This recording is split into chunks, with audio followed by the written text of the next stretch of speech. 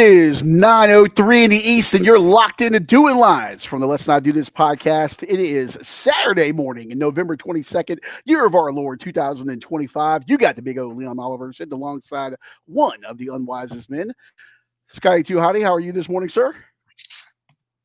Good betting night last night. Went 4-1 yesterday. Snapped my losing streak. Still can't give out NFL winners on the show, but yeah, we're back to what I do best: winning bets, but giving out NFL losers on the podcast. Inching All along. is right in the world. Yeah. Inching along. Well, one thing that we got a lot of things lined up for you on this show today. We got some college football picks. We got some NFL picks. I may share our F1 thought with you as well. One thing that you won't see is us have any special teams errors, mainly because Chris isn't here. If there was someone that's going to have a special teams error, it would be him. But I think you and I can feel the punt. Florida State couldn't do that twice last night, and they couldn't make two field goals last night. And my North Carolina State Wolfpack picked up the win there. And I think you had that bet, didn't you? NC State plus the points? I had NC State plus the points. I was a little worried that Florida State was going to tie it up and I was going to lose in overtime because for whatever reason, you guys just could not keep the ball and run the clock out. We were texting about it last night. I think there was like 3 or 4 minutes left, and y'all got the ball like 4 times. I don't know how you couldn't just take a minute off the clock and get out of there. It was crazy. You kept trying to give them every opportunity. You should have just went with the old water boy theory and at the end just down the ball and punt it because, I don't know what Florida State was doing in their punt team. The guy had like a net 0-yard punt and covered his own punt, basically, on that one. Yeah, Newcastle shanks the ball, goes off the back of a Florida State defender's helmet, and literally the ball rolls about 20 yards back. And Newcastle, doing his best Pat McAfee in the Super Bowl impersonation, ends up recovering his own punt at that point. And that started the whole stanza there. And, of course, Florida State had a dropped interception in there along the way, too. There was just a weird, wild stretch of football to in that game there. Speaking of Pat McAfee, looks like it's raining and cold in Eugene, Oregon right now. And he's like dancing on the desk and singing because, that's what he does. But yeah, wild game last night in Raleigh. So NC State getting a win there. Of course, Thursday night football you referenced. Saw that one coming. I hate being on the same side of anything with Chris, but the Bills just walked into a buzzsaw there in Houston. That defense is elite, and they are the Josh Allen kryptonite. It seems like 2 years in a row now for this Houston defense. Josh Allen, by the way, in Laramie today, they're retiring his jersey for his Wyoming Cowboys as they played Nevada. So hopefully he doesn't bring any of that bad Buffalo offensive mojo to Laramie for his pokes. We'll see if I have that game on my card. But all right, well, let's get into it, Scotty. Let's go over some picks for this week. But before we do that, let's go back and take a look at the standings. Also, Chris not with us this morning. It is getting near the holiday season. A lot of people are doing shopping and everything these days. Fast food places are going to be busy because, people are getting their food and everything. He's got to flip those burgers. So they called him in for a little overtime. So he's not panhandling anymore? No, it's holiday season. He managed to get a job, Okay. You ever seen that McDonald's commercial back in the days, like in the 80s? It's like, oh, Calvin got a job. It's like a kid from the neighborhood and he gets a job at McDonald's. That's Chris. He's elevated from panhandling to flipping burgers. Chappelle Show did a skit with a parody of that. It's pretty funny. What did Kanye say? This week I'm mopping floors. Next week it's the fries. Keep on going, Chris. You might own a McDonald's franchise one day, buddy. Probably not. There you go. All right, let's take a look at those standings. They are brought to you by absolutely no one. Let's take a look. College football, Scotty, you are 32, 27, and 1 on the season with that one push after winning last night with NC State. Chris and I dropped our midweek college football games, so Chris is at 28, 31, and 2, and I am bringing up the rear there at 25 and 35. 10 games under 500 at the thing I feel like I'm the best at. Just doesn't make sense. Yeah, we'll see on this next slide. I feel the same way. NFL is supposed to be my thing, and what the hell? Moving over, I know Chris has one more win there, but then I have one less loss, but I have the two pushes. I forget how they break that down winning percentage wise. He's got one more win than I do, so I put him ahead of me. Well, Uh, yeah, technically y'all are tied, but yeah. tiebreaker will give the most wins. So Chris said 23 and 23, 500 there in the NFL. I am 22, 22 and 2. I like twos, by the way. Could be a good thing for Austin Cindric next year in NASCAR, maybe. And then Scotty, you're bringing up the rear at 20 and 26, which, by the way, will be 2026 in just a few weeks. So you got that going for you. Yeah, I mean, I'm gonna have a 3-0 weekend in NFL. Let's go. little, maybe so there. And then you are overall leading the way at 52, 53 and 1. Chris at 51, 53 and 2.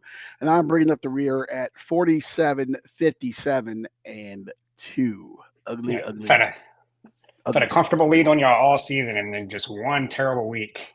It's anybody's game now. It all comes crumbling down, just like the walls of Jericho, Scotty. It's all a house of cards here on the Let's Not Do This podcast, Doing Lines edition, sir. All right, let's get into our picks for this week.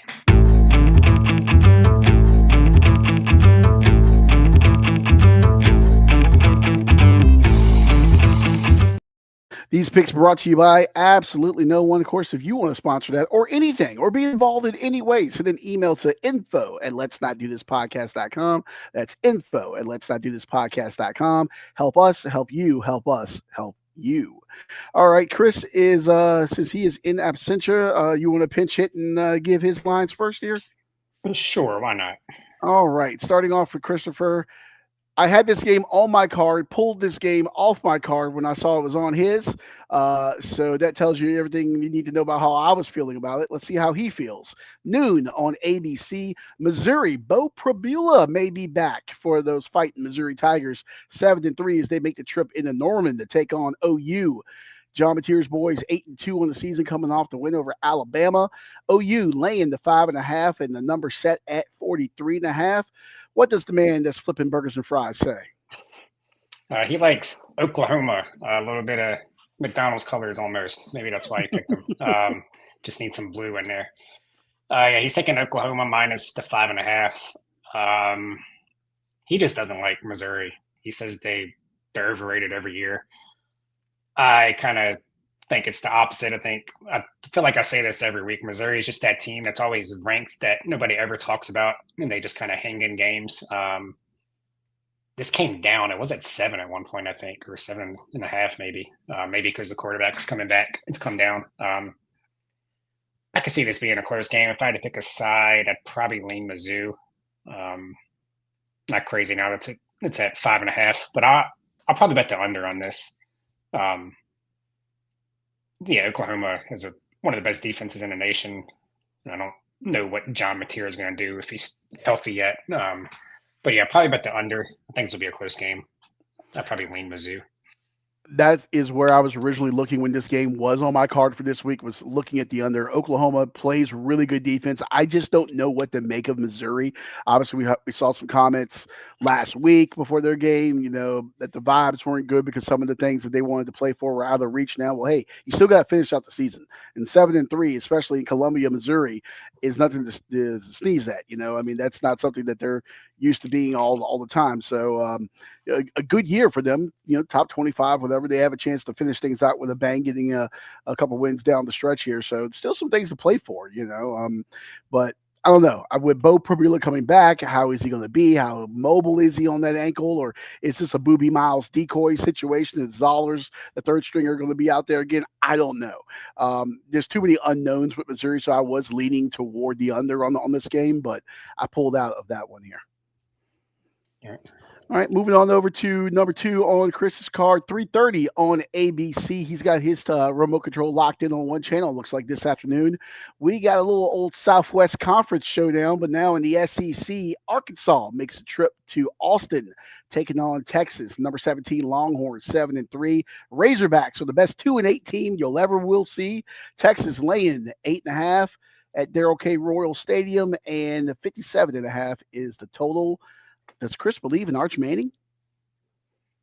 He does actually. There's an 8 out there, so we're going to give him Texas minus 8. Yeah, I don't know what he's going with here. I know he doesn't really like Arch Manning that much. Maybe he just thinks this defense is going to be too good, and Arkansas's, I don't know, maybe he sees that 2-8 record, and yeah, I don't know. I think Arkansas. I don't know if I'm going to bet this one, but I would probably bet Arkansas at the 8.5 or better if there's a better number out there. Yeah, maybe the over. Nah, over's gross. Yeah. I don't know. I'll have to look at this game more, but I would lean just looking at it. Arkansas plus the points because they've been playing close games for the most part. Here's the duality of man right here. Of course, Sam Pittman gets fired by Arkansas a few weeks ago. Razorbacks started off 2-0. They beat Alabama and A&M 52-7, Arkansas State 56-14. Of course, those are nobodies. You should win those games. And now they've reeled off 8 straight losses, but they lose at Ole Miss 41-35, at Memphis 32-31. I believe that was a controversial call late in that game. You get worked by Notre Dame 56-13 at home. You lose at Tennessee 34-31, at A&M 45-42. You lose to Auburn 33-24. That's a bit of a letdown spot there in that game. You lose to Mississippi State 38-35. And then last week, you lose at LSU 23-22. I mean, you look at all those close losses, they just can't finish.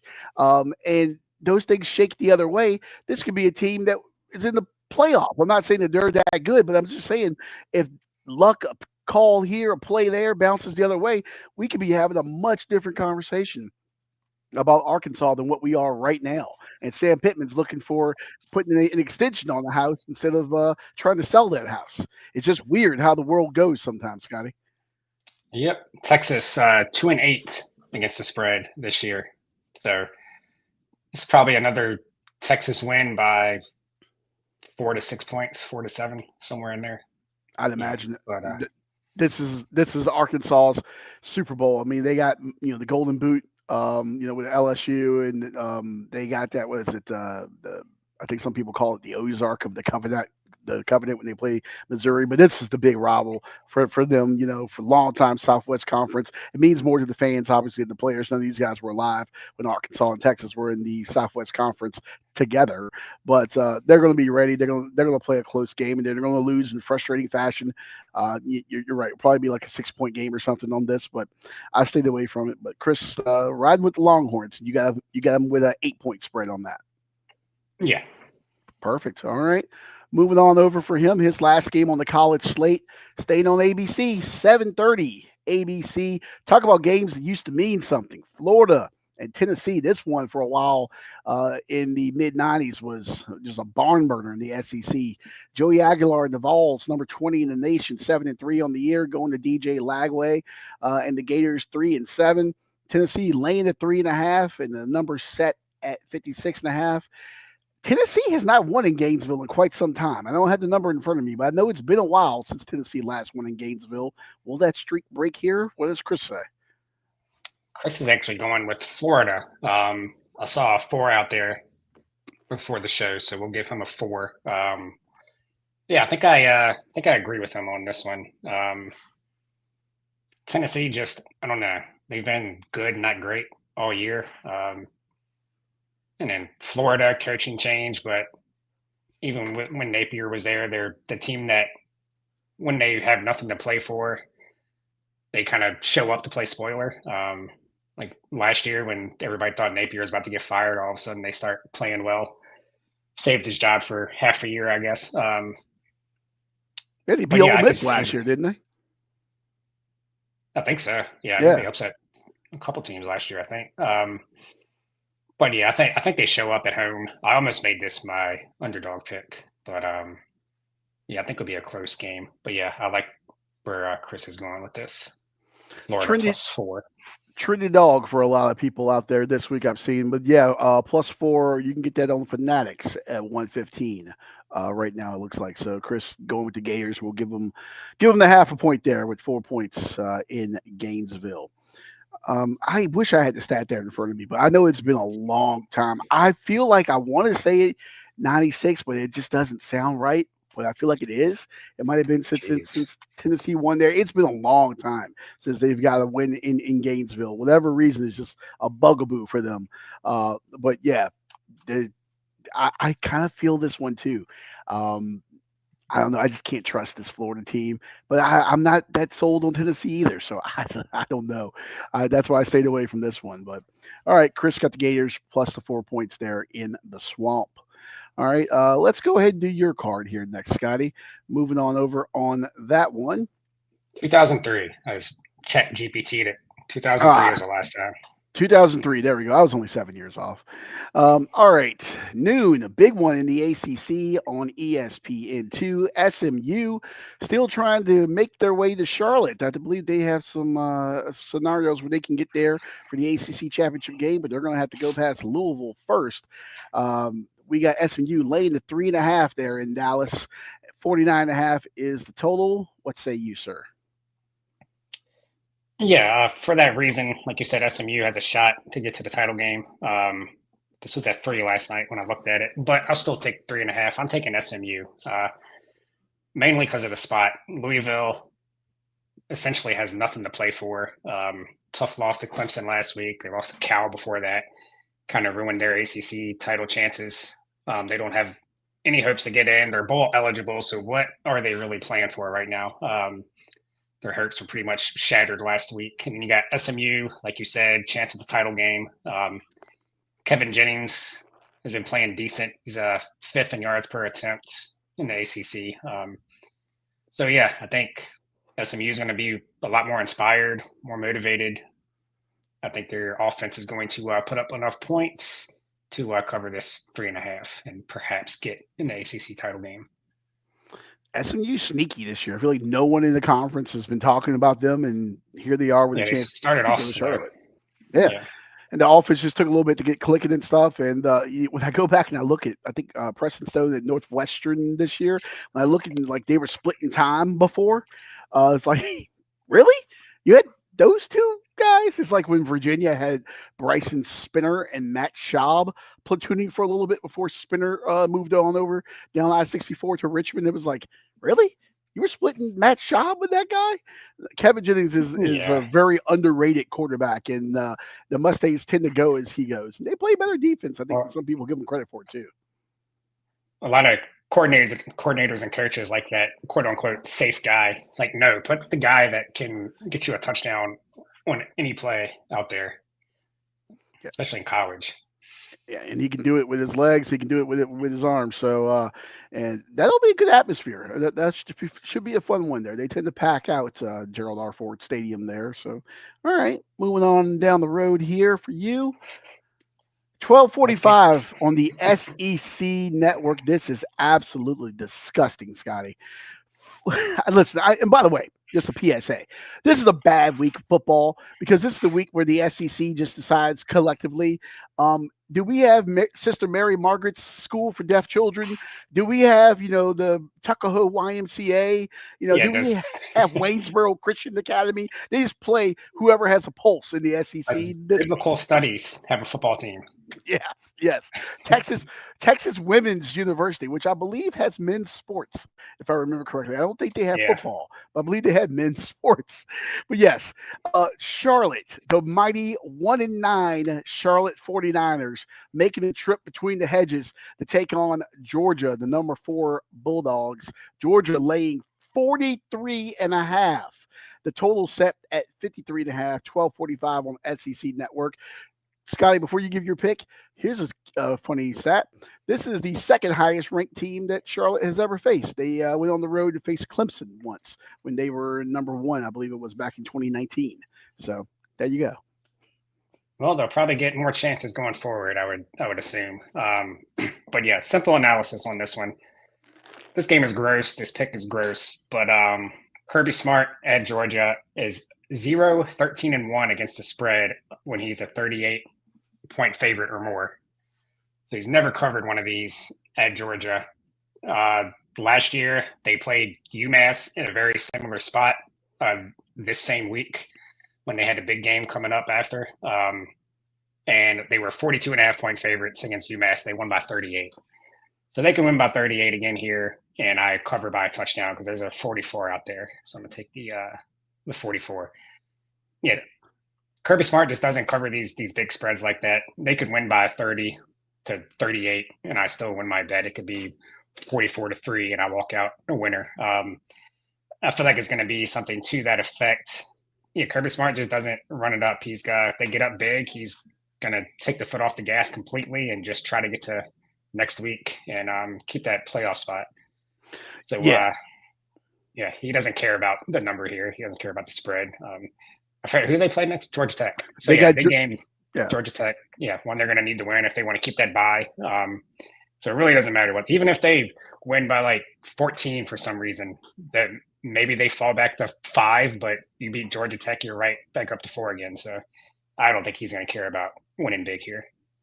Yeah, next week it is technically a game at Georgia Tech, but Georgia Tech sold out their livelihood and sold this game and moved it from Bobby Dodd Stadium at historic Grant Field next week, and they moved it to Mercedes-Benz Stadium. So there's already going to be a lot of red in there next week for Georgia anyway. But yeah, now that you have the capacity of Mercedes-Benz, it's going to be pretty much a Georgia home game there for Georgia Tech in the latest installment of Clean Old Fashioned Hate. Yeah, Kirby Smart's worried about the Jackets. Haynes King almost beat them between the hedges last year. He wants to make sure that they get out of this thing unscathed, no injuries and nothing. If could be a good spot to look ahead for, was it Puglisi or whatever it is, the backup for Georgia. I imagine he'll get a lot of snaps under center in this one as Georgia just make sure to get out of there with everyone intact before Clean Old Fashioned Hate next week. I actually really like that pick. You said you got a 44 out there? Yeah. I forget what book it was on, but there is a 44 out there. Yeah, if you bet this one, maybe don't follow the game until the fourth quarter because it might be 21-0 in the first like 10 minutes. But yeah, I see him just taking his foot off the gas. Yeah, Charlotte gets a touchdown, then you're safe pretty much. All right, moving down the road here for your next one on the college slate. Tulane making the trip on up to the city of brotherly love, taking on Evan Simon and his Temple Owls. 5-5 on the year is Temple. Tulane laying at 8.5. 53.5 is the number. Tulane, number 24 team in the land, coming in at 8-2. 345 on ESPNU. Yeah, there is a couple 9.5s out there. This spread's kind of all over the place. There's some 9.5s. There's some 7.5s. So yeah, shop around on this one either way you like it. But I'm taking those 9.5 points with Temple. We keep seeing a new American Conference team in the playoff every week instead of JMU for whatever reason. And then that American team immediately loses. Tulane's been in this spot already and lost. So yeah, give me those points with Temple. Tulane's coach even said they're not that good. John Sumrall. Yeah, he said if we're the 24th best team in the nation, then there must not be that many good teams. Like, damn, dude. Maybe he's trying to light a spark. I don't know. But, yeah, man, Temple, they play at a very slow pace. They're 7-3 against the spread this year. Their quarterback hasn't thrown for a ton of yards, but he takes care of the ball. 22 touchdowns, 1 interception this year. That's pretty damn good. So if you're doing a slow pace and you're not turning it over, I think it's going to be tough for Tulane to cover this number. I think maybe Tulane is a little sloppy in the first half. Maybe they pull it out and win by, I don't know, a field goal, 3-4 points. I think it's going to be a very close game. I think Temple could pull off the upset, but I don't know about all that. I'm just going to go with the 9.5 points with Temple. 9.5. You can get that on BetMGM and Hard Rock at -110, taking Temple plus 9.5. Don't hate that. Temple, I know they got worked by East Carolina. They had that rough loss last week against Army where I think Army got the ball with like 7 minutes left and Temple just never got the ball back again. But that's what happens when you play a service academy. They're a python. They're going to strangle you, just slowly suck the life out of you, especially when they have a situation to ice the game late. Temple, Casey Keeler is building. I'm not saying that he's going to get it back to Matt Rule status there. What Matt Rule did was special there, especially getting College Game Day and everything there. But get people to care about Temple in South Philly is going to take a bit, but this kind of season, especially before the season started, when they were talking about Should we really explore looking at maybe dropping Temple football? There were conversations about that. Yeah. This is a good way to change the culture there. And it's a good recruiting area up there if you can get guys from Pennsylvania and New Jersey and stuff. So Casey Keeler's building something there, but I think they can hang around with Jake Retzlaff and those Tulane Green Wave. I don't hate that, especially if you can get a Yeah. 9.5 here. Also, Temple coming off a bye after back-to-back losses, so I'm sure they were locked in. This is their Super Bowl now. I'm sure they're looking to play spoiler. I think it's going to be anybody's game there at the end, I think. Boom. All right. So take Temple plus 9.5, says Scotty. All right. Moving over to my card here. It's the game. It's at noon. Harvard taking on Yale. The Crimson, number 8 team in the land at 9-0 with a chance to win the Ivy League outright. Of course, they were in this spot last year at home, and Yale ruined that for them, and they ended up sharing the title, I believe, with Dartmouth, and I think there was one more team, I forget, the triumvirate that split the Ivy crown. Of course, this one historic because the Ivy League is participating in the FCS playoffs. So the winner of this will get the first ever the first ever automatic bid from the Ivy League to the FCS playoffs. Yale, they are in the coaches poll this week at number 25, 7-2 team in the land. Harvard laying the 7.5, and the number is at 50.5. Noon ESPNU on the Yale Bowl. At the Yale Bowl. Listen, Yale is a very tough team, but they are one-dimensional as one-dimensional gets. And it starts and stops with the running back, Pitzenberger. That is not him in the graphic. Couldn't get a good picture of him that I liked to put in there. But everything revolves through him and revolves through the run game. Yale wants to ground and pound. Maybe you look at the under on this, perhaps, considering the way that Yale wants to play. But listen, Harvard has lost 3 straight to Yale. They had their spot ruined last year by them for winning a conference title outright. And I don't think that they're going to forget that. Their quarterback, Jaden Craig, is dynamic. That guy is putting up big numbers for Harvard this year, and he's also in the conversation for the Walter Payton Award, which is the essentially the FCS Heisman. So that's a guy that's going to be a game breaker there. And those 3 losses that those 3 losses that Harvard's had to Yale in a row, the spot was reversed on this one. That Yale was the dog trying to pull things off. Now Yale's the favorite. Harvard's the favorite. I messed up my notes here. I got them all jumbled up. But I'm saying it was a different situation here. You give me Harvard plus minus the points on the road. I'm taking Jaden Craig. I'm taking the Crimson. They also play really good run defense. Very good run defense. I think they average like 98 yards a game or something like that. So we're going to see what's better, that Yale rushing attack or the Harvard run defense. Give me Harvard to cover that number at home. On the road at the Yale Bowl there. 7.5. Give me to cover that. Yeah, I know nothing about this game, but just looking at the action app while you were talking, you mentioned Yale's won the last 3. There's some 8.5s out there. I am not touching this game. But yeah, I would probably have to go with the 8.5 with Yale. They won 3 in a row. Now you're getting 8.5 points at home. Yeah, maybe Harvard wins. I don't know. I know nothing about this game. Also, Harvard wins, Yale covers. Also, what we do know is that everyone in attendance and everyone playing will make more money than you and I ever will in our lives combined. So, that's true. They got that going for them. So, smart kids. And also, we'll see if MIT pulls off any sort of prank, because they like to prank the Harvard-Yale game and those kids. So, we'll see what's going on there as the 2 smartest colleges in America square off. Speaking of smart colleges, these 2 not so much. We got the Brawl of the Wild, 2:00, ESPN Plus. College game day should be here. It should be here, Scotty, in beautiful Missoula, Montana today. I'm not even going to try to pronounce Montana's quarterback's name. It is, I believe, they believe he's Native American, and I don't want to disrespect them by messing that name up. It is terrible for pronunciation on my part, but he is putting up ridiculous numbers, and the Grizz are 11 11-0 on the year. They're the number 2 team in the land. Montana State coming in at 9-2. Big Sky championship on the line here, and they're number 3 in the FCS.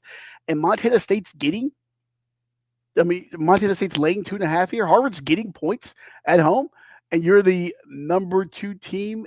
And I said Harvard. I got my notes jumbled up here. My brain's all messed up. Montana's getting points at home. You're the number 2 team in the land in a rivalry game, which, by the way, I believe the last 3 in this series have been decided by like 19 plus points. They have not played close games between each other here in the Brawl of the Wild.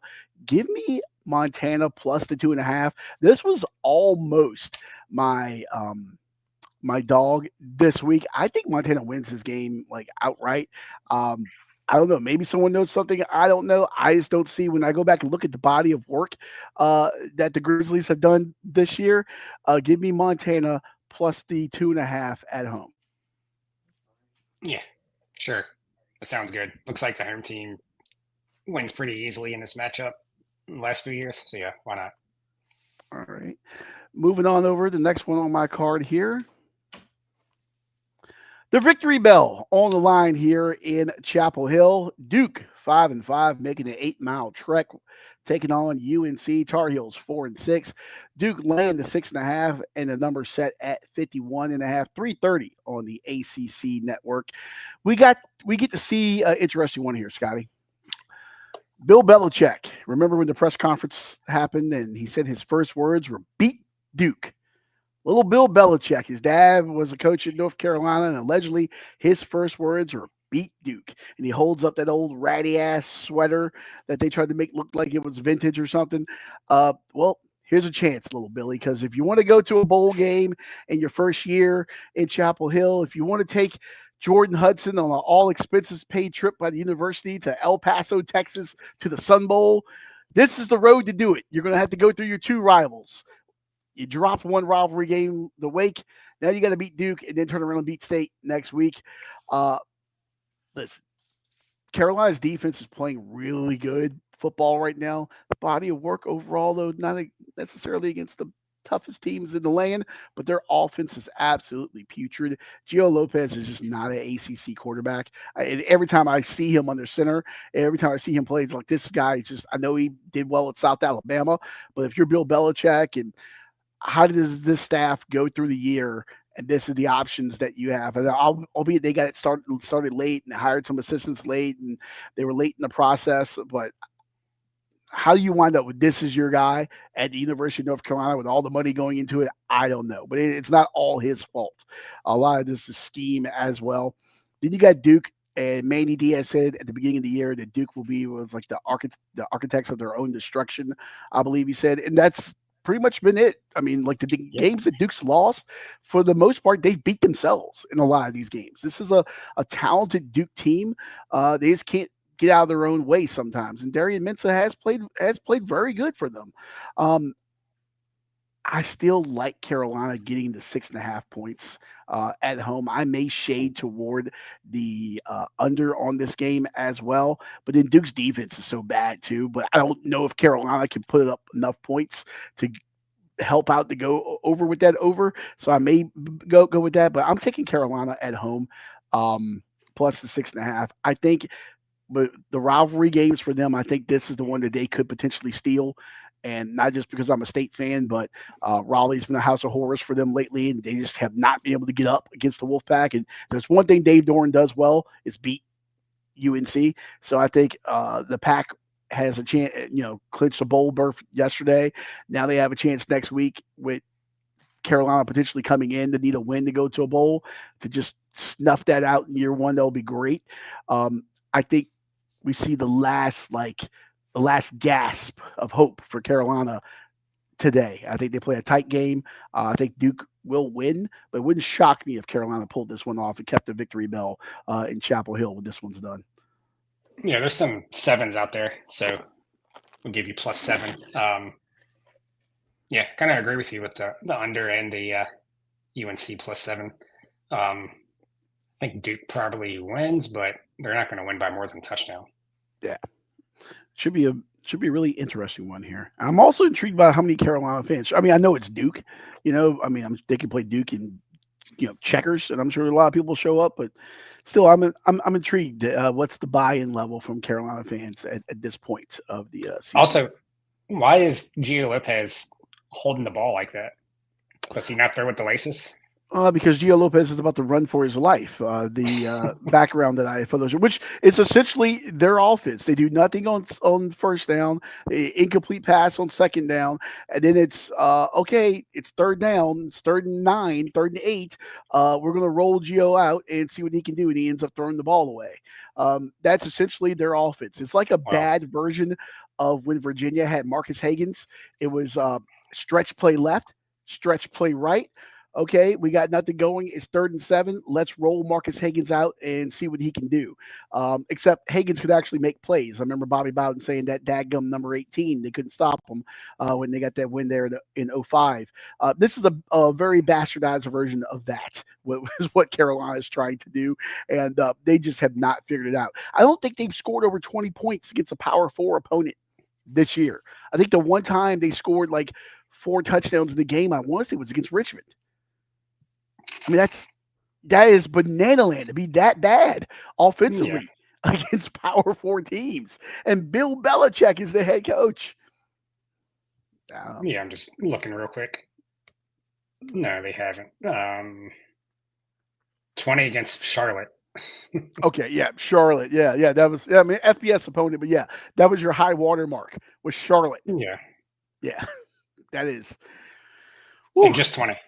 Yeah, things are not pretty there right now. So yeah, but I think they'll hang around with Duke. And Duke's defense is so bad, Carolina may be able to move the ball a little bit there. They got that running back. What's his name? Last name June, I believe it is.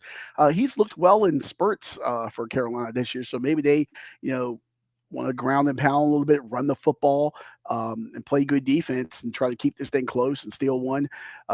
Maybe that's the path to victory for them. Yeah, maybe.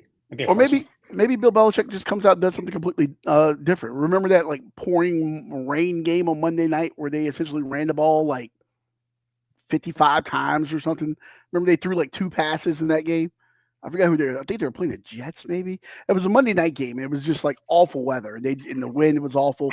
Maybe they just come out and do that. Maybe they just go wildcat with June and just run the ball the whole game. We'll see what happens in Chapel Hill. Maybe. All right.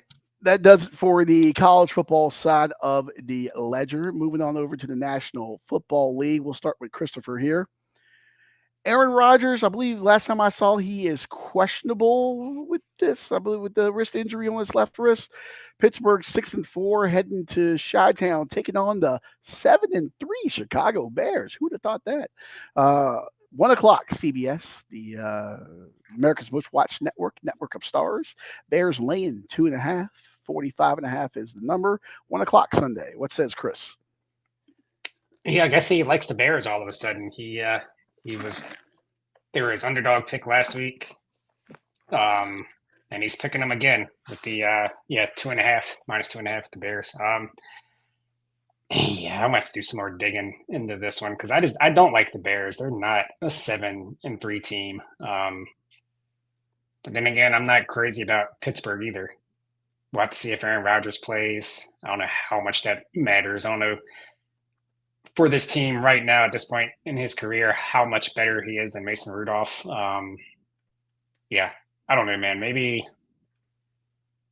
this. Yeah, I don't know. I have nothing on this game yet. I'll have to look at it more. My gut tells me to take the Steelers, but that's just because I don't think the Bears are that good still, even though they're 7-3. I think TJ Watt could give Caleb Williams some issues. But yeah, I don't know.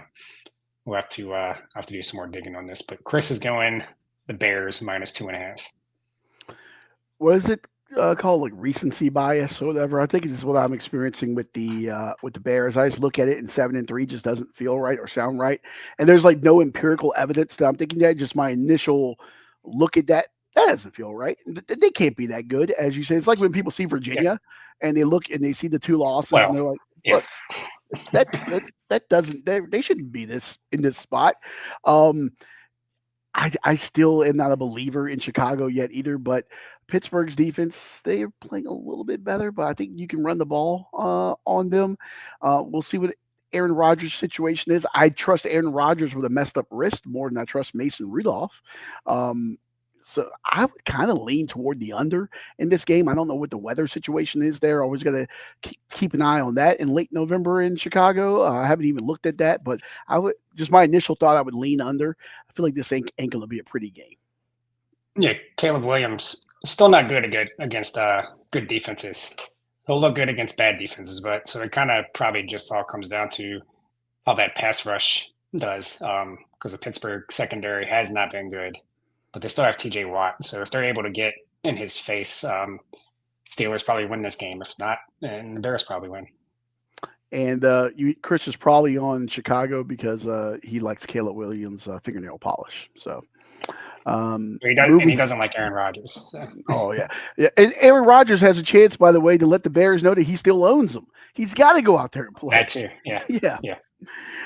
If he loses to the Bears, but he's not in a Packer uniform, does he transfer ownership back to the Bears? Does he no longer own them?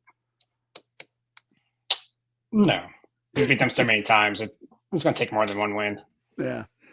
All right, I'm sure they'll have a great reception for him there. I'm sure the Chicago fans have really missed him when he comes in. Yeah. Moving on over a little NFC East showdown, 425 on Fox. You got the Eagles, the most dysfunctional 8-2 team you ever did see, headed to Dallas to take on the 4-5-1 Cowboys, coming off that Monday night thumping of the Raiders. Philadelphia laying the 3. Total set at 47.5. I have this game on my card as well, so I will follow behind Christopher here. All right, he's going Cowboys +3. I don't know what's going on. Maybe he's just hates the Eagles that much, wants to see them lose. But yeah, a little surprised he went there. But yeah, that not saying it's a bad pick, but surprised that he's picking it. But yeah, he's going with the Cowboys plus the 3 points at home. Dallas plus the 3. Maybe he's feeling that Monday Night Football performance there. Maybe CeeDee Lamb and George Pickens, what were they, like benched on that first drive? I believe they were out late or whatever. Maybe it seems like they got the message. They started to get things clicking, albeit it was the Raiders, so take that with a grain of salt. But listen, Dak Prescott, the last 4 times he's faced the Eagles at AT&T Stadium, the Cowboys have scored 33, 40, 41 and 37 points. If you're doing math at home, that's a 38-point average. In those same 4 games, he's thrown 9 touchdowns and just 2 interceptions. And then also a little historical stat here. He'll likely pass Tony Romo, probably 3rd, 4th quarter, somewhere around there. And he's like 160 yards for most passing yards for a Dallas quarterback. So he'll probably end up eclipsing that somewhere in the 3rd or 4th quarter. So good for him. Cowboys offense is first in the NFL in passing yards, averaging 258 yards a game there. And then you have a Philadelphia secondary that has some issues there. Their pass defense, not great.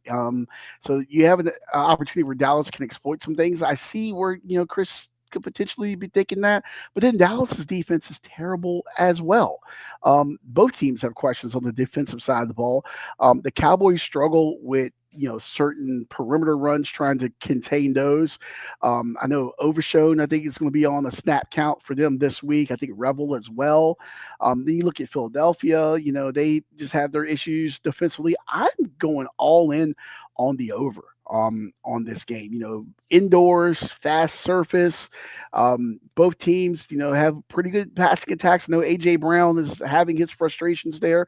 Jalen Hurts has faced a lot of criticism by Philly fans and media. And last time I checked, they won the Super Bowl and they're 8-2. These are champagne problems to have.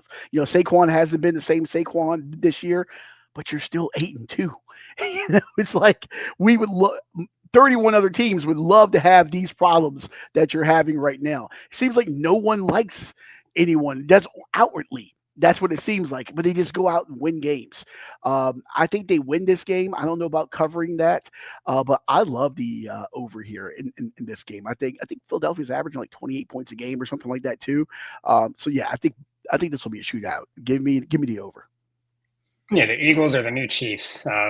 Off a Super Bowl win. 8-2, and we're like, I don't know, they just don't look that good, and the refs are like giving them everything they want now. So yeah, the Eagles are officially the new Chiefs. I hate to kind of agree with both of you, but that Dallas plus the 3 feels right. If the over under stays under 48, the over feels right. But I don't know. I don't love either one. I do feel like there should be a lot of points, but the Eagles have been playing a lot of low scoring games recently. The offense isn't really clicking. So maybe the Dallas plus threes my favorite bet if you're looking at a total or a side. I don't know. I might have to go and look at a player prop for this one because I don't know if you can trust Dallas 2 weeks in a row to actually show up and play well. I know you said all the stats for Dak, but I could absolutely see him coming out and throwing 3 picks and them just looking terrible. Yeah, Jerry Jones. I don't know if it was just picking up random guys on defense or if he actually had this plan, but he kind of picked up some people that to stop Philly, it seems like. To maybe try to slow down Saquon. He's got some D tackles in there now, a linebacker. So yeah, I don't know what Jerry's doing up there, but if those picks are going to work, it's going to be for this game. So yeah, Dallas feels like the right side, but I just never know with him. Did we give Chris the hook? It looks like he can get a 3.5 out there on FanDuel. Let's see. That's what Juice is showing me right now. 3.5. We capped it at one. Oh yeah, at 120. Right? Yeah, capped it at 120. Never mind. So yeah, keeping Chris at Dallas in 3. I fought for you, Chris.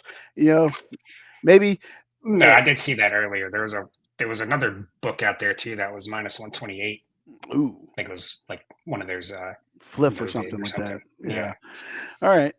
Should be a interesting one here. And then moving on over for Chris, his next NFL card. Well, Sunday night football. You got Tampa Bay heading to LA, taking on the Rams. Rams wearing their usually away jerseys at home today. I guess they're taking a page out of Dallas's book.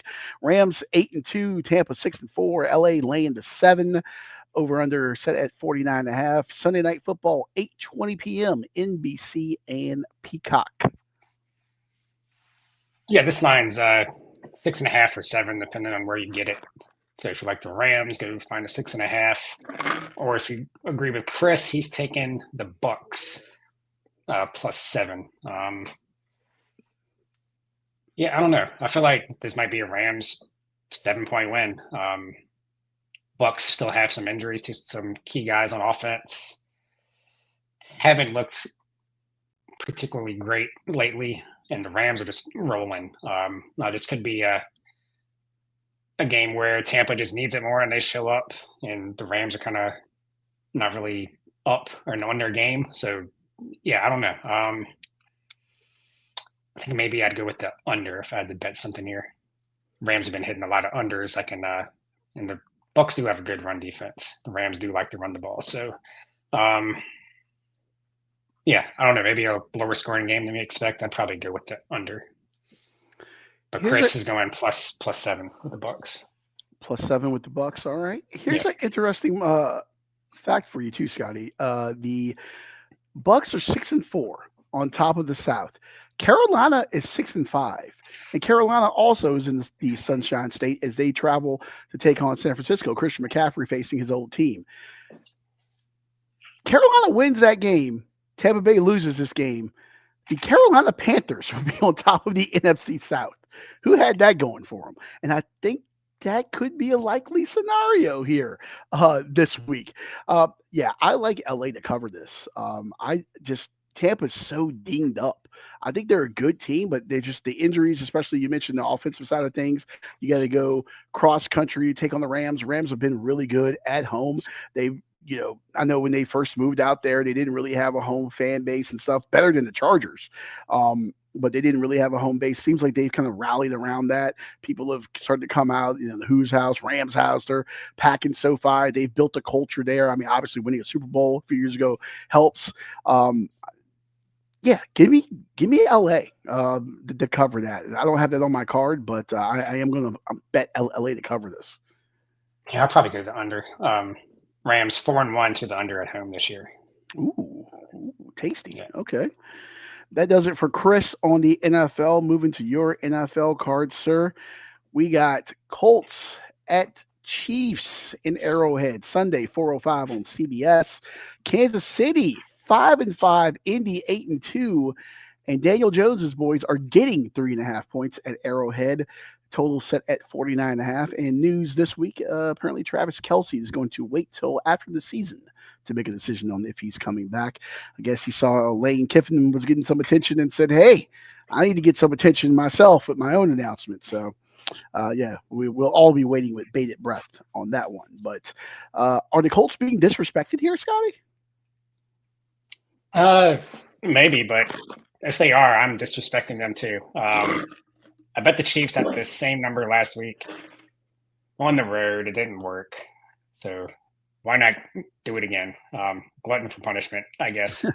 There's a couple -3s out there at -120 at our cap, so I'm gonna take that extra half a point with the Chiefs. Mahomes, they're coming off back-to-back losses. That's happened 5 times in his career. He's never lost 3 games in a row. And Dan Jones is turning back into Daniel Jones. Last 2 games, he has 7 turnovers in the last 2 games. That's not good. So I can see him having at least 2 more turnovers here.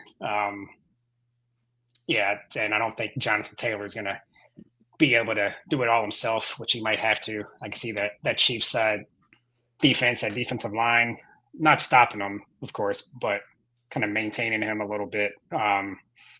Yeah, it's at Kansas City. They really need this game now. If they lose this one, then their playoff hopes are looking not too great. So they really need this one, and then their schedule kind of lets up big time the next few weeks.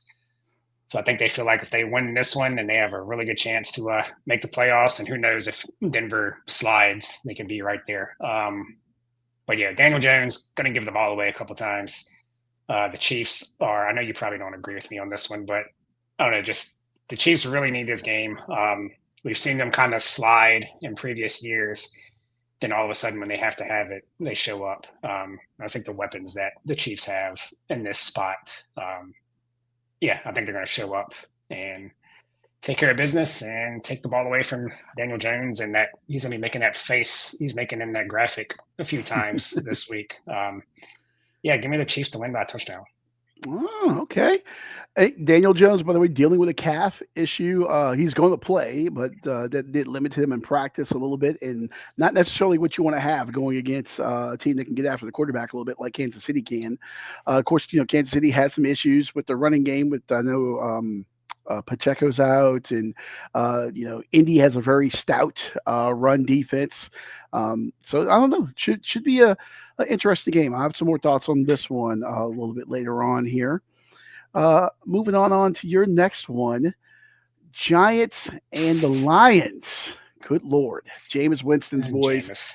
2-9, traveling to Motor City. He's just smiling. He's just happy to be Yeah. here. He's just happy to be there playing football. He's going to go to Detroit. Maybe get some a Detroit Coney dog or something, and just get some Detroit pizza after game. He's just living life.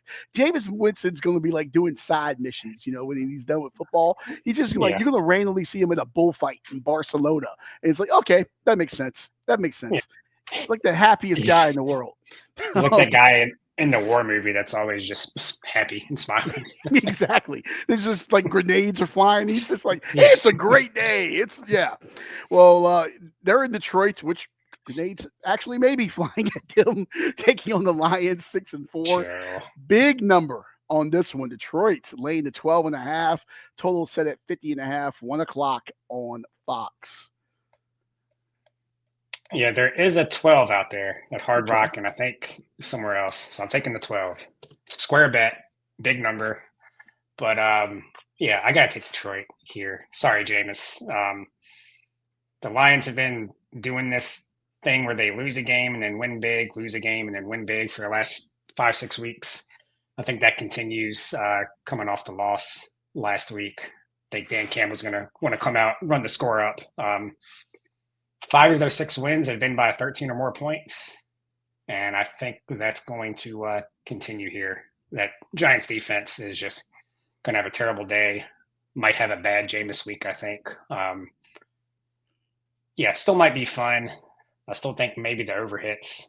But yeah, give me the Lions to win big. They're just a much better team. Not a whole lot of analysis. That Giants defense is awful. Jameis will turn the ball over at least once. And yeah, Dan Campbell's going to come out, try to get their guys rolling again, and the Lions win big. The Lions had the Giants at home on Sunday here. Then they have the Thanksgiving game at home against Green Bay, obviously a big one there in the NFC North. And then they have Dallas the following week at home. So 3 straight home games there at Ford Field for the Lions. I would feel better about the Giants covering this number if this game switched places with the Dallas game. If they were catching them after what their third game in 18 days or something like that, I would feel better about that. Detroit's gonna run it up, Herman, a little bit here. Like, remember the Titans. I think they're gonna take care of business easily. And you're right. I feel like we're gonna see a bad Jameis game here coming. A few picks. It's gonna get loud. They're packed out there. They're wearing their Motor City Muscle uniforms, as they call them, with the all black and stuff there. Then you got Gibbs, you got Montgomery, and the way Detroit can hurt you in so many ways. Obviously, a big part of that offense is gone, though. They like Laporta in the red zone. Apparently, he's out now for the rest of the year after having a procedure, so we'll see how they deal with that down there. But they can still hurt you so many different ways. Jameson Williams over the top and everything, and they play pretty good defense as well. This is just, if this was a college football game, this is one that you could switch away from it at halftime. This might be one of those games where if you're betting on like Bet365, one of those things that gives you like the early payout, you probably will get the win for this. You're not betting money line on the Lions, I don't think. Hey, unless it's in a parlay. Maybe it's in a parlay. Yeah. Sure, why not? You drop it in the parlay, or if you're just one of those degenerates that's betting $5,000 to win $500 or something, Yeah, Lions haven't lost 2 in a row yet this year either. Yeah. And when they have won, they've won big. So give me the Lions. Detroit, the squarest bet I'll have all year probably. Detroit rolling. Moving on over here. We got you got this game on the card, and I had this game on my card too. Okay, there we go. Nice. Sunday, 4:05 on CBS. You got the Jags making the trip to the desert, taking on Jacoby Brissett, proud Wolfpacker, and the Cardinals. Jacoby Brissett coming off setting an NFL record 47 completions last week. I think he went 47 of 57. Jacksonville laying the 3, total set at 47.5. What say you, sir?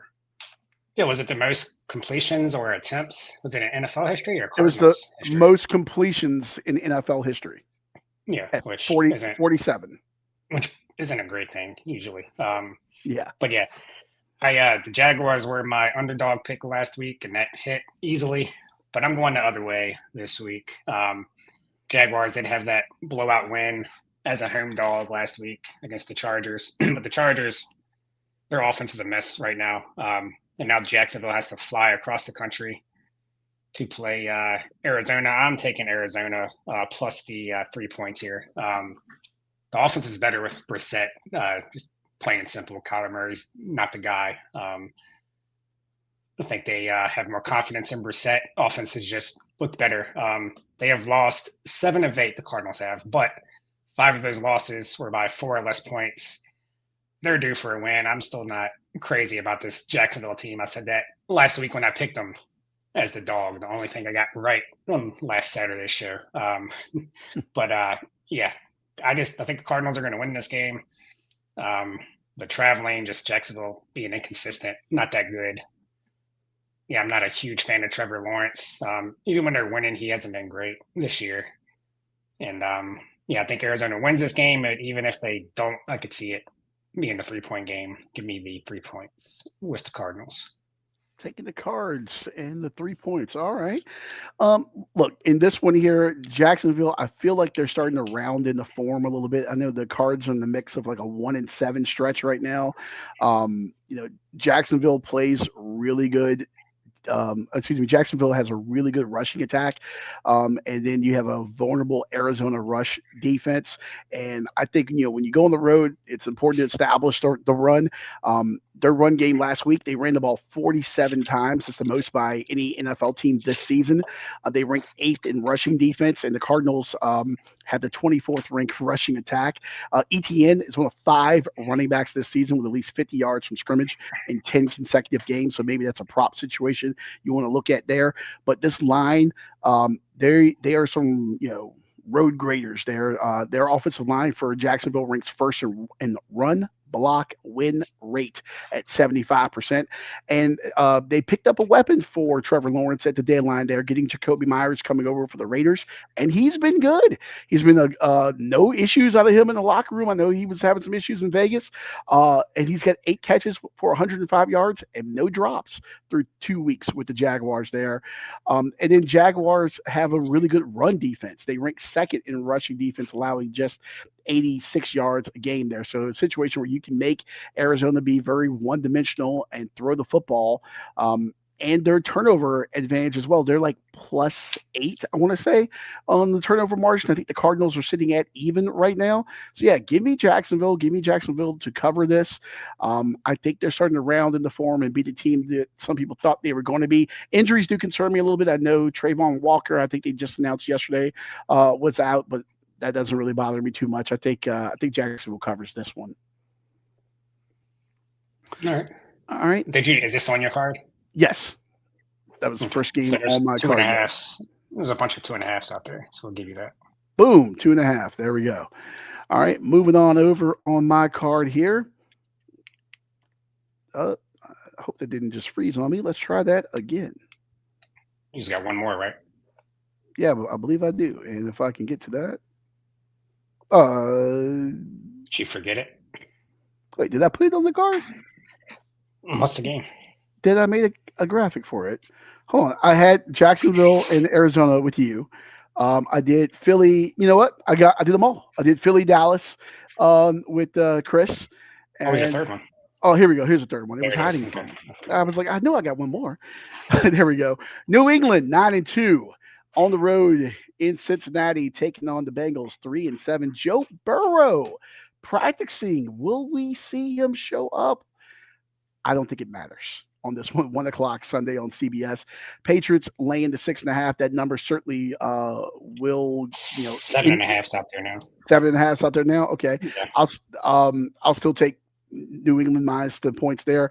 Get in on this now because I don't think Joe Burrow is gonna play. I really don't think so. I mean, if they're going to try to save their season and throw him out there, but what are you going to do? You think you're going to make some generational run and get into the playoffs and make a run with him?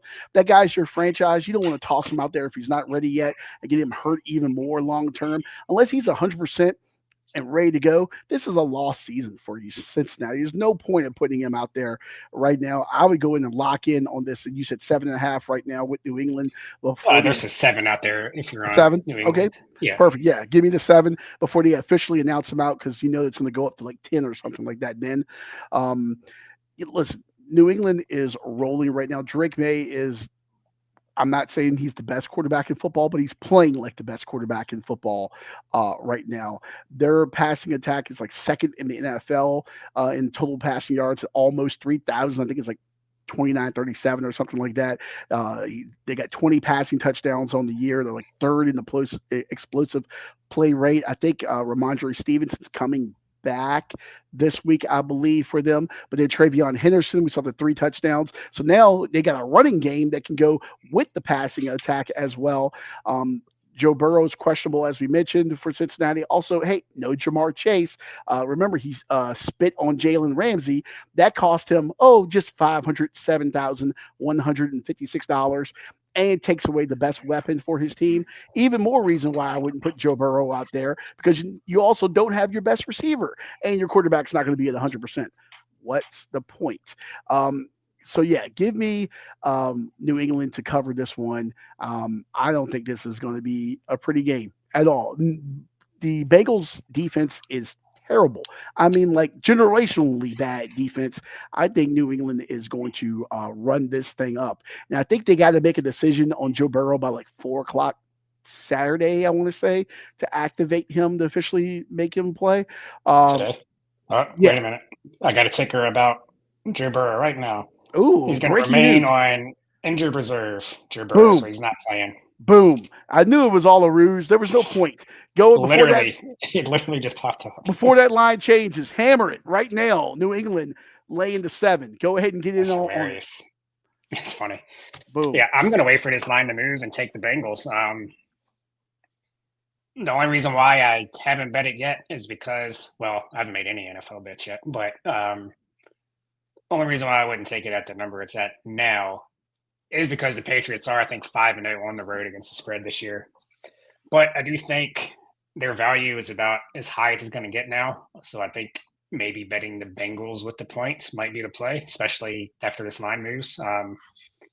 Yeah, they had on the road, I mentioned they're 5-0 against the spread, but they played the Dolphins on the road, won by 6. They played the Saints on the road, won by 6. So yeah, they're not necessarily blowing a lot of these teams out. They beat the barely covered against the Jets last week by the hook. And what are they really playing for? They just watched the Bills lose to the Texans on Thursday night.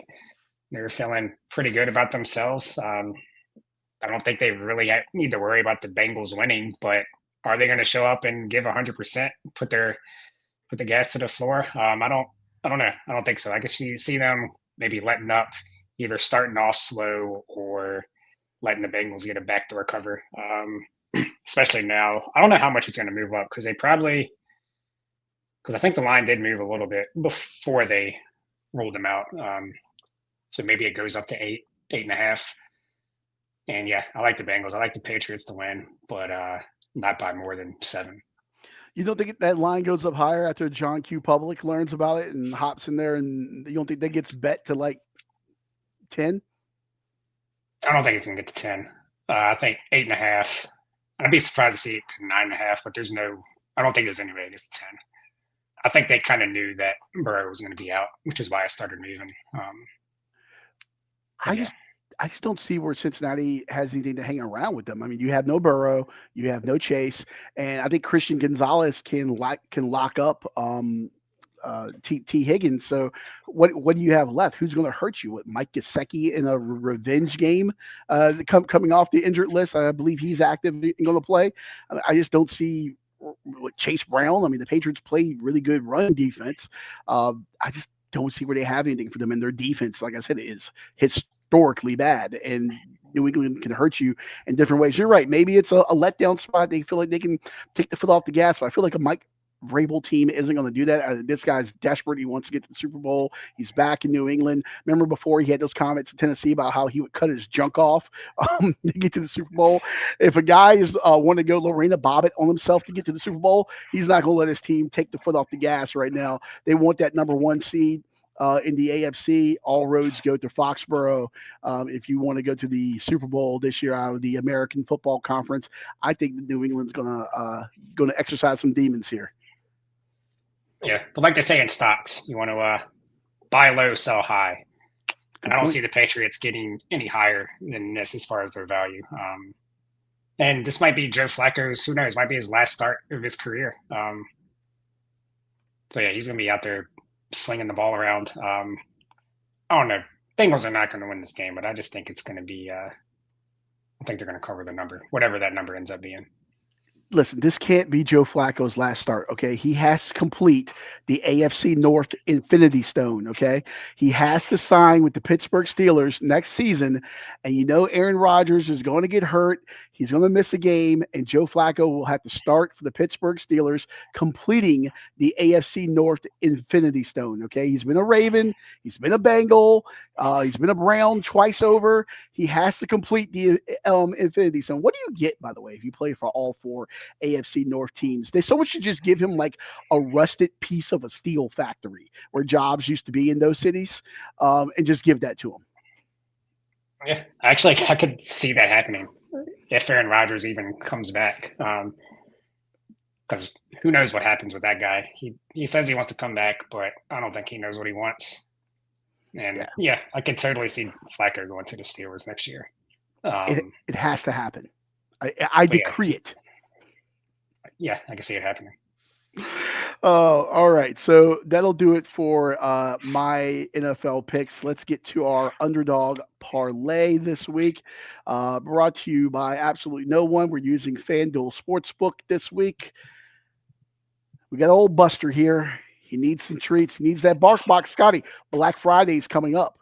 Which, by the way, Bark Box, Chewy, whoever it is, you want to sponsor, get Buster some treats, info at let's not do this podcast.com. Especially with Black Friday coming up, you got to look out for your four-legged friends there. Look at him. He deserves some toys and some biscuits, some treats. Let's Yeah, let let's get that. let's get him something. Yeah, let's get that dog food and sports betting crossover. There we go. Hey, Americans love to gamble and Americans love their dogs. It's a match made in heaven. In fact, you know what? I shouldn't say this on the air because someone will steal my idea. We should come out with a sports book for dogs. You know, like have something like on their collar where they like bark and it's like, oh, Bengals +7. You know, it's like put that in. Let your dog bet with you. You know, They already kind of have. There's somebody that does the thing where they have like two baskets. They do it for basketball mainly, and the dog hits it into the basket. Yeah. yeah. Mark Davis, formerly not the NBA referee, but formerly of NBC 12 here in Richmond. I believe he's on News Channel 3 there in the Hampton Roads. Mark Davis does a thing with high school football each week where he puts the dog food out and with each team's logo on there and see which team his dog goes for that week for his high school football picks. I thought that's a good bit there. Speaking of local high school, the high school that's closest to me right now was on ESPN on SportsCenter top plays last night. The walk-off pick 6. So that was pretty cool. There we go. And I had a friend that was shooting that game Yeah. for television, and apparently he missed it because he threw up on the sideline. So, big night for that local high school. Big night for that janitor too. All kinds of shit going on. Oh yeah. All right. Well, let's see what Buster can conjure up for us this week, and it starts with you, Scotty. UT San Antonio, the Roadrunners +108. The fact that UTSA is on this tells me that they must be playing at home. Yep, that's exactly where I'm going. I thought that number was higher. I must have came down. Yeah. Some smart people must have been agreeing with me. I was looking at Cincinnati, but I'm kind of biased to Cincinnati this year for whatever reason. Wait, Cincinnati as in the Bearcats or the Bengals? The Bearcat. Okay. The Bearcats, yes. And also kind of biased against BYU on the road. So it's like, maybe I'll leave that one out. I might still bet it. But UTSA at home against ECU. Just talked about selling teams at their highest. ECU's, I think, won 4 in a row. So they're due for a letdown. UTSA at home, their offense has been playing better as of late. So give me UTSA. Hey, if you're going to go into the fortress that is the Alamo Dome and tangle with the Roadrunners, meet, you better come ready. And by the way, I hate the Pirates, Wolfpack fan. So I'm all anytime I can bet against East Carolina, I'm all good for that, Scotty. So UTSA, let's go Roadrunners. Next up on my card here, I got the Indianapolis Football Colts at +152. You and I are going opposite ways on this. I know you took Kansas City to cover for your pick. Listen, the Colts are being disrespected here. And I think, listen, they're smart people in Las Vegas as to how they got all the big hotels and casinos and stuff. I don't know what this is that's telling people that the 5-5 Chiefs are better. I know Daniel Jones has turned the ball over a little bit there, but they had this guy called, Jonathan Taylor. He scores 3 touchdowns before he has his Wheaties in the morning. The Colts had the number 1 offense in the NFL. They're averaging 32 points a game, like 396 yards of total offense. Jonathan Taylor, by the way, 5.3 yards per carry. He's got over 1,100 yards rushing, 15 touchdowns. Over the last 3 games, he's averaging 6 yards a pop, 244 yards. And their running attack has just been phenomenal against Kansas City as well. So Kansas City giving up, I think, like 4.8 yards a pop, I want to say, rushing at home, their defense. So Jonathan Taylor is going to go off and have a big one here. And by the way, 4th down conversions, if this gets to be a late situation, Indianapolis is 81%. That's best in the NFL. And coming off of a bye week, Shane Steichen teams are 5-1 against the spread. They got fresh legs. Kansas City's gassed from that Denver loss. Yeah, give me the Colts to go into Arrowhead and quiet the crowd there, and all the Swifties can go back to whatever they were doing before because they're going to stop caring about football when this team goes under 500. So, yeah, give me the Indianapolis football Colts to get that win there. Yeah, I mean, I could easily be wrong about the Chiefs. Wouldn't be the first time. By the way, aesthetically, beautiful uniform matchup. Just want to put that out there. The Colts and the Chiefs, timeless. And then Chris bringing up the rear here with the Atlanta Falcons plus 114. No Michael Penix. He is out for the year, but Chris riding with Kirk Cousins. Yeah, no Drake London. This is a weird one for me because just looking at it, I agree. But it's like the Saints are favored.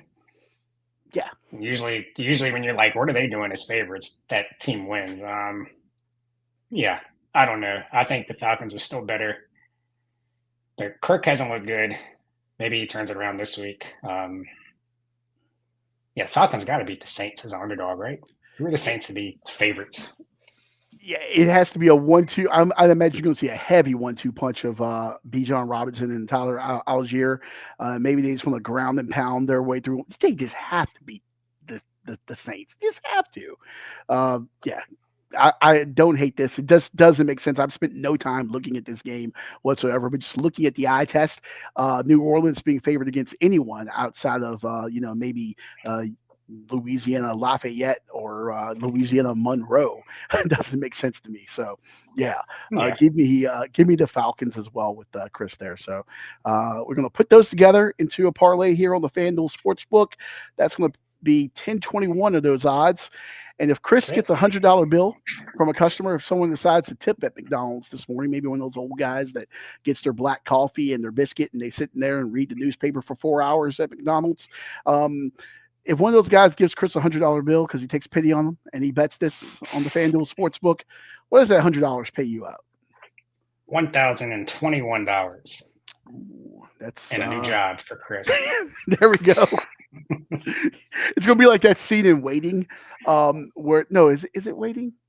Yeah, it is Waiting, where the guys come into order and the waiter's taking down the orders. Yeah. And he's like, "Hey, you're not writing this down." Yeah, and he gives him like the card for new steakhouse. Oh, I thought you were talking about the scene where he leaves him like $100 tip. Oh no! Same you're movie, talking about but, you talking about getting a new job. He's like, "Yeah, you're not writing this down." He's like, "Oh, steel trap." Maybe he'll impress one of those old guys, and he'll end up working at their auto parts store, sweeping the floor or something. So. Good on Chris. Hopefully he brings some egg McMuffins back after breakfast is over there.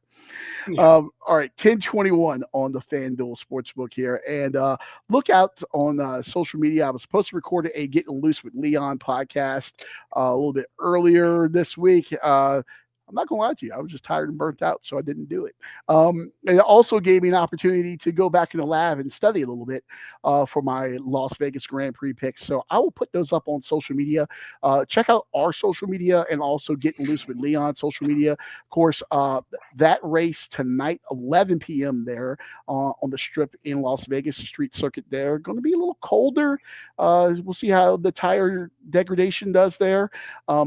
Also, they had some issues with a manhole cover in one of the practice rounds, and it was raining yesterday during qualifying, which made things a little bit interesting here. But should be an interesting Las Vegas Grand Prix. Lando Norris on the pole. He cannot win the championship this week, but he can certainly put himself in a very good situation with 3 races left on the F1 calendar. So I will put my picks up for the Las Vegas GP, which could possibly have a surprise podium participant for me this week. A little teaser out there. So are you going to come over to my F1 watch party at 11 o'clock tonight, Scotty? No, probably not. No, nothing about F1, but I did see that they bought out or paid a lot of the restaurants around there to not be open because they have like great views of the track. Yes, so they're all closed down. If That there's sucks. one thing F1 does is protect their product. I've never been to Vegas, so I don't know the name of that bridge, but there's like a bridge between like one of the hotels, whatever, and there's like a views where you can see. Last year they put up film, and apparently people were able to pull this film back so they could see. This year they just said fuck it. They put up like a black barrier type thing. I'm sure there's some entrepreneurial person's going to have a hammer and a sickle or a screwdriver or something and put some holes in this thing to try to sneak a peek. But yeah, it'll be interesting taking a look there. 11 p.m. start time, man. But hey, I'll be It's watching that. Vegas. Yeah, it is in Vegas. You try to hit that international window too, so people in Europe and China and everything can watch too. And you can set that up on YouTube TV, Scotty. And you got what San Jose State, San Diego State at 10:30 on FS1, and Bronco Mendenhall's Utah State team heading to the Valley, taking on Fresno State at 10:30. And also on NBC, you got Washington at UCLA at 10:30. So that's a nice little four-screen avenue for you there on the YouTube TV. Yeah, I know I will be doing that. if I can get the race, on the multi-view, I might check it out. Boom. There we go. That's all we can ask. We're converting people slowly to F1, one race at a time. All right. That's going to do it for today. For Let's Not Do This, a podcast doing lines. It's the name of this show, actually. But we'll be back here. We're still plotting out next week. Of course, next week is Thanksgiving week. I know we have families and various engagements and things to do. So keep an eye on our social media, what our schedule will be. We'll definitely, at the minimum, put our picks up. If we don't do a show on Wednesday, we're still working out the back end scheduling with that, but we'll definitely have picks for Thanksgiving Day football for the NFL, and also college football earlier in the week. There's some good games. I believe the Egg Bowl is Friday. Isn't the Egg Bowl Friday? Maybe. Does Lane Kiffin know when the Egg Bowl is? Lane Kiffin may be getting his purple and gold merchandise for LSU and getting ready to make an announcement party at Fred's or something like that. So real quick, how crazy is it for LSU to be finalizing an offer right now? Are they just being assholes? That whole process with LSU just makes no sense. They officially have fired Brian Kelly instead of the buyout language after Brian Kelly came back out. Yeah, they haven't paid him. You got the governor getting involved, and it is a mess down there. If you're Lane Kiffin, why would you want to walk into that hornet's nest of a mess? I know it's a lot of money, but you've built something there in Oxford, and you're going to have to answer to a lot of people, including the governor apparently at LSU, whereas at Ole Miss, no one answers to you. Lane Kiffin could run for governor of Mississippi right now, and he'd win outside of that little circle that we call Starkville. They're not going to vote for him. But other than that, he would be governor of Mississippi and probably be governor of Mississippi for a long time if he wanted to. So yeah, we'll see what he does. Yeah, we'll see. He's got to be staying. You don't make an announcement like this unless you're going to stay, right? I don't really read into it one way or the other. I think it just become too much of a distraction. They had to put something out either way. You think he's going to go out there with a hat, like a high school signing day, and he's got an Ole Miss hat, he's got a Florida hat, he's got an LSU hat, and then just for shits and giggles, he's got an Arkansas hat, maybe because maybe Tyson Foods comes through and Jerry Jones comes through with some money for Arkansas. He's going to wear a NCAA hat, Rob Lowe style. There we go. Hey, there was that one time at the mall during COVID where he was waiting on his daughters doing some shopping, and he was rocking an NC State hat. Maybe Dave Dorn rides off into the sunset and he fulfills his daddy's legacy and comes back to Raleigh. Who knows? Don't see that happening, but who knows? James Franklin's at Virginia Tech. Who knows what can happen? Yeah, anything is possible. Thank you, Kevin Garnett. Speaking of anything is possible, I'm about to go watch my West Ham United try to win another soccer match. Almost said football like a proper Brit. So anything is possible. Maybe we won't get relegated. Yeah. We'll see you next week. Put these bets in. Let's make some money. Later.